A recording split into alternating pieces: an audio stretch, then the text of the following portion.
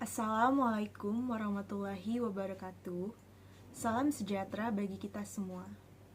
Yang saya hormati kepada Bapak Dr. David Eskom, MCS MKom, selaku dosen pengampu mata kuliah dari Data Mining.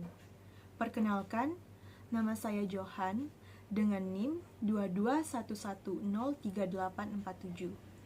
Pada kesempatan ini, saya akan mempresentasikan hasil tugas akhir saya yang berjudul Analisis Pengelompokan Data Penjualan Bakery menggunakan metode Cummins. Ini membahas bagaimana data penjualan dapat diolah menggunakan teknik data mining untuk membantu pengambilan keputusan. Saat ini, usaha bakery menghadapi persaingan yang semakin ketat. Banyak produk sejenis dengan variasi harga dan kualitas yang hampir sama. Setiap hari, transaksi penjualan menghasilkan data dalam jumlah besar. Namun, pada umumnya, data tersebut hanya disimpan sebagai arsip tanpa dianalisis lebih lanjut. Padahal, jika data penjualan dianalisis menggunakan teknik data mining, pemilik usaha dapat mengetahui pola penjualan, produk unggulan, serta produk yang kurang diminati.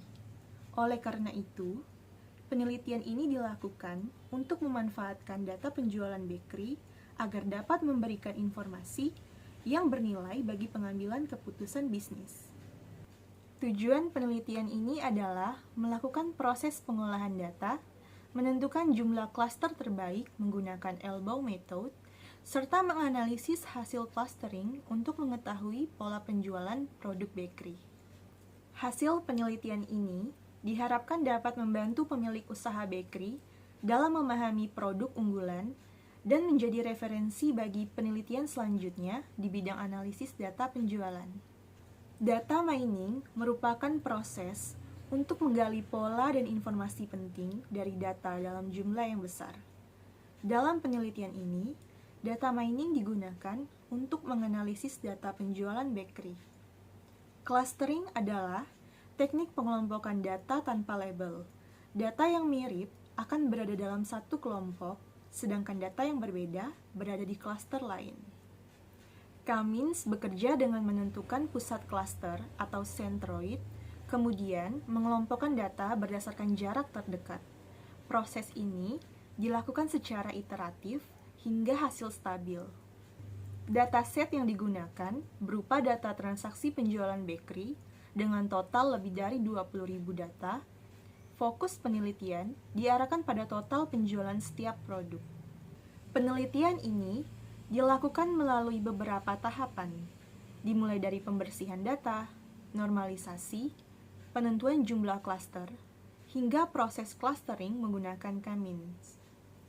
Pada tahap eksplorasi data analisis atau EDA, dilakukan analisis awal untuk memahami karakteristik data penjualan bakery. Data terdiri dari lebih dari 20.000 transaksi dengan berbagai jenis produk. Pada visualisasi ini, ditampilkan 10 produk bakery terlaris. Terlihat bahwa produk kopi, bread, and tea memiliki jumlah penjualan yang jauh lebih tinggi dibandingkan produk lainnya.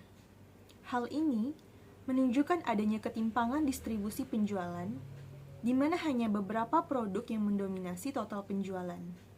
Kondisi inilah yang menjadi dasar penting dilakukannya proses clustering untuk mengelompokkan produk berdasarkan tingkat penjualannya. Setelah data dipersiapkan, langkah berikutnya adalah menentukan jumlah klaster yang optimal menggunakan elbow method.